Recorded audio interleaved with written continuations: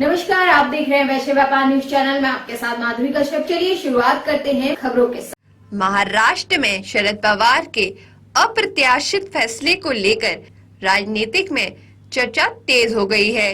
माना जा रहा है कि शरद पवार ने एक तीर से दो शिकार किए हैं। पहले में उन्होंने भतीजे अजित पवार की महत्वाकांक्षा को बुरी तरह से कुचल डाला है, वहीं दूसरी ओर उन्होंने बेटी सुप्रिया सूले को पार्टी की कमान सौंपने का रास्ता साफ कर दिया है। पार्टी प्रमुख के पद से हटते ही महाराष्ट्र में एनसीपी कमजोर पड़ सकती है, लेकिन ऐसे में खुद शरद पवार ने यह भी ऐलान कर दिया है कि वह पार्टी में मार्गदर्शक बने रहेंगे।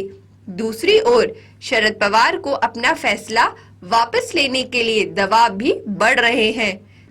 तमाम पार्टी कार्यकर्ता फैसले पर पुनः विचार करने का आग्रह कर रही हैं। दूसरी ओर माना जा रहा है कि शरद पवार पार्टी अध्यक्ष छोड़ने के बाद भी पिछली सीट पर बैठकर पार्टी को ड्राइव करते नजर आएंगे।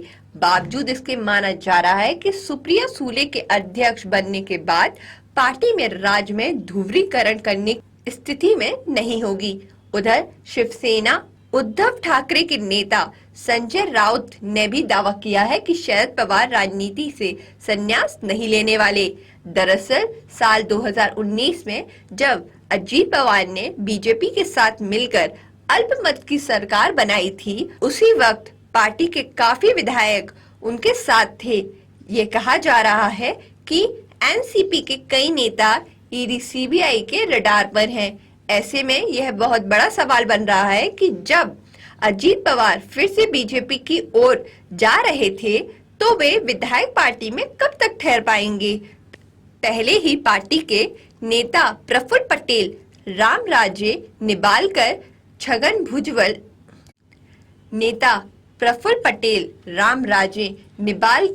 छगन भुजबल और सुनील ठाकरे शरद पवार को अजीत पवार के आइडिया पर विचार करने का आग्रह कर चुके हैं।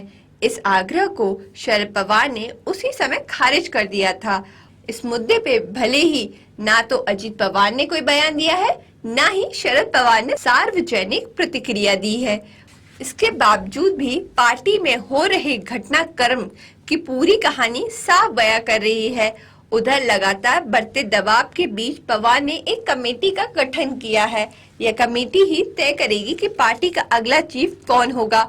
उनके इस कदम की वजह से अजीत पवार एवं अन्य वरिष्ठ नेताओं को फुट पर ला दिया है।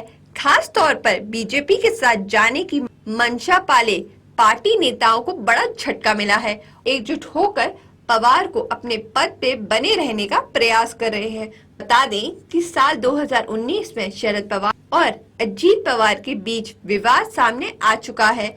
उस समय अजीत पवार अपने बेटे के लिए लोकसभा का टिकट मांग रहे थे।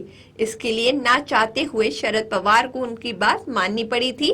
इसी प्रकार 2019 के विधानसभा चुनाव के बाद भी उन्होंने शरद पवार की इच्छा के खिलाफ जाकर बीजेपी के साथ मिलकर अल्पमत की सरकार बनाई थी।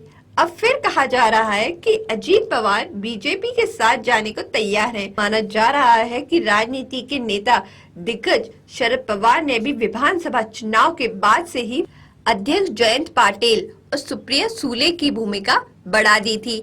वहीं अजीत पवार हाशिए पर चलते गए।